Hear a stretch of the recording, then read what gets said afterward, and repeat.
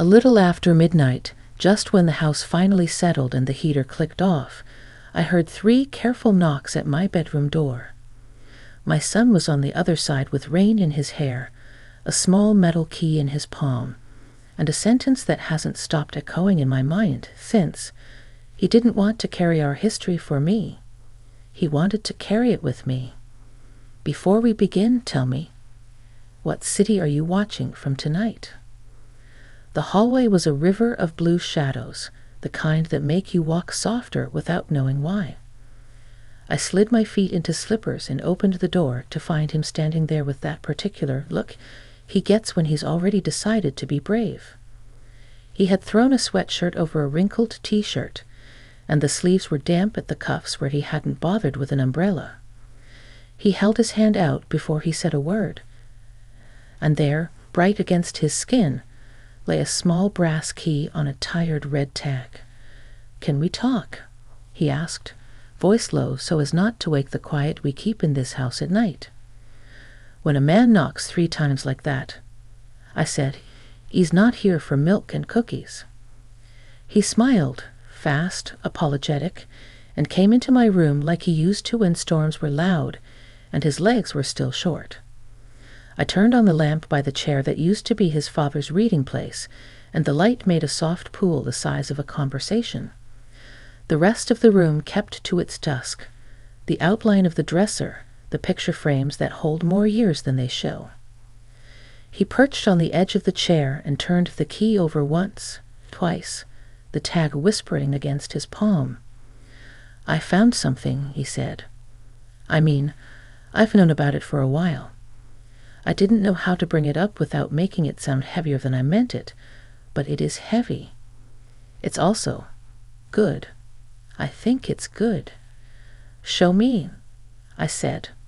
My voice came out steadier than I felt, which is one of the small miracles of motherhood. He set the key in my hand. The tag was stamped with a number and the name of a storage facility 1 town over, the kind of place you drive past and wonder what stories live behind each roll-up door. The brass was warm from his skin, and when I pressed my thumb to the grooves I had the strange feeling of shaking hands with a stranger I used to know. "I was helping Mrs. Daly move last month," he began, and I recognized the tag on a ring of old keys she was purging. She said the facility had called her by mistake years ago, looking for forwarding info for a man who wasn't around anymore. She never figured out whose it was. But the box on the phone line had our last name in it. Mom. Dad's. I went down there. I had to show a lot of paperwork, and I used the address on the card from the garage permits he filed back then. They let me verify. The unit's been paid automatically all this time. He paused, letting the words find a shape we could both see. The heater ticked as it cooled. Somewhere in the neighborhood, a train threw its lonely sound into the dark. "Paid by what?" I asked carefully. He looked down. "There's a small account from the union. Not much. Enough for a cheap unit and a bag of groceries a month. It looks like he set it up after, that spring. Maybe he meant to tell you. Maybe he thought he had time. I've been covering it since January, once the auto draft stopped. I didn't want them to empty it before we knew what was inside. My first instinct was to scold him for paying anything without telling me. My second was gratitude so sharp it made my eyes sting. My third was the old ache that wakes when my husband's name is spoken after midnight.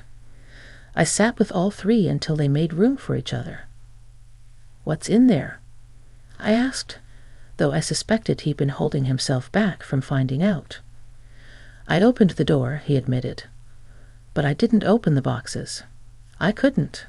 Not without you." He looked up then, and his face was all the ages he's ever been. The boy who learned to tie his shoes on the bottom stair, the teenager who doubted everything, the young man who measures twice before cutting once. "Mom, I think Dad left us something. Not because he wanted to hide it, but because he wanted us to find it together." The way he said together put a small tremor in my hands. I placed the key on my bedside table as if it might roll away if I wasn't careful. The lamp made a tiny bright coin of it there on the wood. "Why now?" I asked. It wasn't a challenge. It was the question you ask when a moment finally arrives carrying its own weather. He gave a breathy laugh. "That's part of it. I kept thinking there would be a perfect time. Your birthday, an anniversary, a day when we both felt unbreakable. But it turns out perfect time is a bully. It keeps you waiting at the bus stop long after the bus is gone." He looked at his hands, then at me. "Tonight I was washing dishes and the radio played that old song Dad used to butcher, and I dried my hands and drove over. The attendant said if we don't claim it this week, they'll auction the contents. 48 hours, Mom." The number sat down between us like a guest with a suitcase.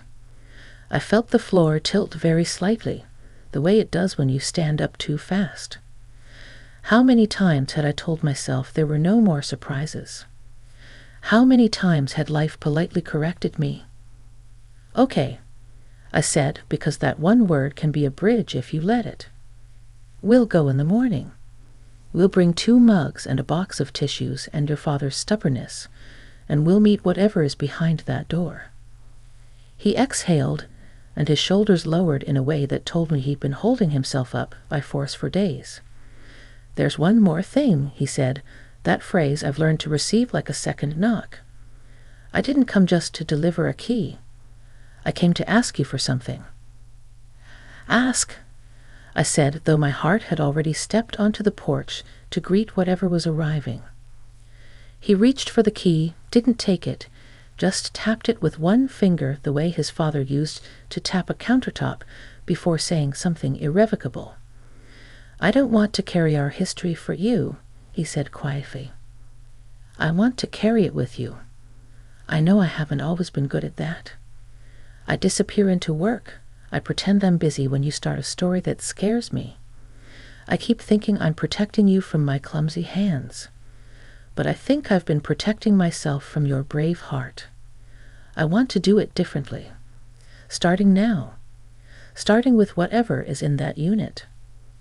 There it was, the sentence that would set up camp in my chest and build a small fire for the rest of my life. Something in me loosened, the way a knot gives after you've been patient with it long enough. I nodded, slow so the moment didn't spook. "All right," I said. "We learn together. We carry together. But you have to let me be your mother while we do it. Which means when I make sandwiches at 4 a.m, you will eat them without theater."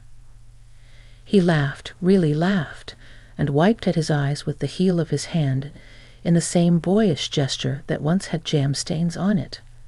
"Deal." We sat a while longer in the lamplight, making a small plan out loud as if speaking it could help it hold. Leave at 7, stop for gas, take the good flashlight, bring the dolly from the garage in case there are boxes. On the way back to his room, he paused in the doorway, one hand on the frame like a runner steadying himself before a race. "Mom," he said. "Yes. When we open it, if there's nothing, if it's just old tools and dust, I want you to know the whole thing will still have been worth it to me. Because I got to knock, and you answered." After he went down the hall, the house returned to its soft, self-contained noises, the distant refrigerator hum, the dog turning once in his sleep, the lamplight freckling the ceiling. I turned the key over in my hand until the metal felt like part of my skin. I thought about the ways doors open in a life, some with a grand sweep, some with a reluctant groan, some with a quiet click at midnight when your grown son has rain on his sleeves and a promise in his pocket. I lay back but didn't chase sleep. I watched the thin bar of light under my door and let his words braid themselves with mine. Tomorrow we would raise a corrugated door and find out what a man I loved had thought we might need someday. Tonight I had already found something I didn't know I'd been missing. The sound of my son choosing to stand beside me, and the permission to say yes. Just before I turned off the lamp, the heater clicked once, an old familiar sound, then settled. I reached over and set the key where I'd see it first thing. The red tag looked almost festive in the lamplight, like a ribbon on a gift nobody remembered wrapping. Somewhere in town, the storage unit stood waiting under its tin roof, holding what it held, an unopened sentence at the end of a long paragraph we thought was finished. And in the quiet of my room, the echo of his promise kept time with my breathing. We carry it together. We start in the morning. The next morning arrived gray and heavy with the kind of low clouds that make the day feel undecided. I brewed coffee earlier than usual, unable to stay in bed once the thought of that key returned to me. It lay on the kitchen counter where I'd left it the night before, its brass glinting faintly in the pale light that slipped through the blinds. For years, I thought I had discovered all the places my husband left himself behind: the garage shelves, the old toolbox, the letters in the desk drawer. Yet here was one more, waiting patiently in a rented room we had never opened. My son came down the stairs with his jacket zipped halfway, his hair still damp from a quick shower. He looked younger in that moment, like the boy who once shuffled into the kitchen with socks that never matched. But there was also something older in his face now, something that hadn't been there before our conversation last night. A sense of resolve. "Morning," he said, his voice soft, almost careful. "Morning," I replied, sliding a mug of coffee toward him. "Did you sleep?" "Not much." He gave a crooked smile. Too many what-ifs running laps in my head. We sat in silence for a while, sipping from our cups, letting the warmth do the talking. The dog paced around our feet as if he too could sense the shift in the air. Finally, my son set his mug down and looked at me with an honesty that made my chest ache. "Mom, I was scared to tell you," he said. "Scared that opening this unit would bring back more pain than good. But then I realized I've been carrying that fear by myself for too long. Last night, when you said yes, it felt like the weight halved instantly." I reached across the table and touched his hand. "That's what families do. We share the weight, even when it's messy. Especially then." He nodded, pressing his lips together as if sealing the words inside. Then he pulled a folded paper from his pocket and slid it across the table. "I stopped by the facility again last week. The manager gave me this. It's the original rental agreement. Dad's handwriting is all over it." My fingers trembled as I opened the sheet. There it was, his bold, blocky script filling out dates, signatures, even small notes in the margins. "Keep extra lock in truck. Don't forget receipt." Ordinary instructions, yet each letter felt like a fresh hello from a man I hadn't heard in years. I pressed my hand against the paper, tracing the familiar shapes. "Your father never left us without breadcrumbs," I whispered. "He always thought ahead, even in small ways." My son leaned forward, his eyes searching mine. "Do you think he meant for us to find it like this? Years later?" I thought about it, turning the key in my palm. I think he trusted us to be ready when we were ready. Some things can't be rushed. Maybe this was his way of saying he believed we'd figure it out together. We decided not to wait any longer. By mid-morning, we were in the car, the key on the dashboard between us like a compass needle. The drive was quiet except for the sound of the wipers brushing away a light drizzle. My son kept glancing at the road signs, his grip tight on the steering wheel. When we pulled into the facility, rows of metal doors stretched out like soldiers standing at attention, each one guarding someone's hidden life. The air smelled faintly of wet concrete and motor oil. My son parked, cut the engine, and exhaled deeply. "Ready?" he asked. "As ready as I'll ever be," I said, echoing the words from last night. We walked side by side through the corridor, our footsteps echoing off the metal walls. The numbers on the doors climbed slowly until we reached the one stamped with the tag from our key. My son slipped the brass into the lock, hesitated for half a beat, then turned it. The metal clicked open with surprising ease, like it had been waiting for us.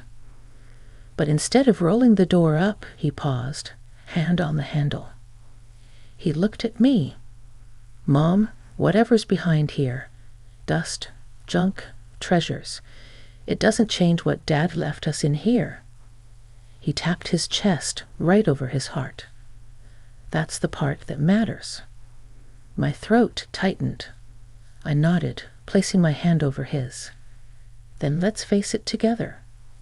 He pulled the door upward, and the sound of metal rattling against metal filled the corridor. Light spilled into the unit, revealing shapes and shadows stacked neatly inside. Boxes labeled in thick marker.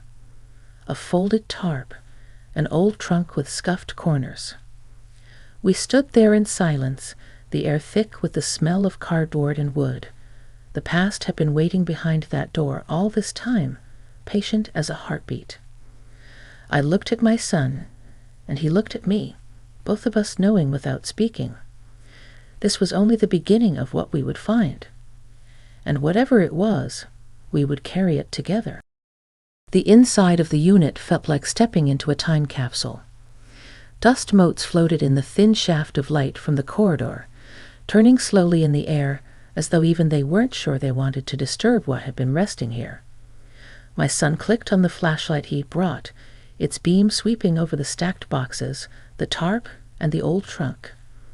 The smell was sharp, aged paper, wood polish long faded, and a trace of engine oil that clung stubbornly to memory.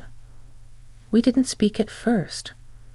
There was something sacred about that silence, as if the walls themselves were listening. My son bent down and read the labels on the nearest boxes. Books, tools, music. His father's handwriting again, each letter bold and certain, the kind of script that left no doubt about its intention. He looked up at me. Do you want to start with the trunk? I hesitated. That trunk carried a weight in the air around it, as though it knew it held more than just objects.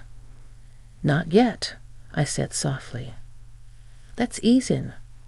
So we started with the boxes. The first was filled with old paperbacks, some worn to the point of losing their covers. My son lifted one and chuckled.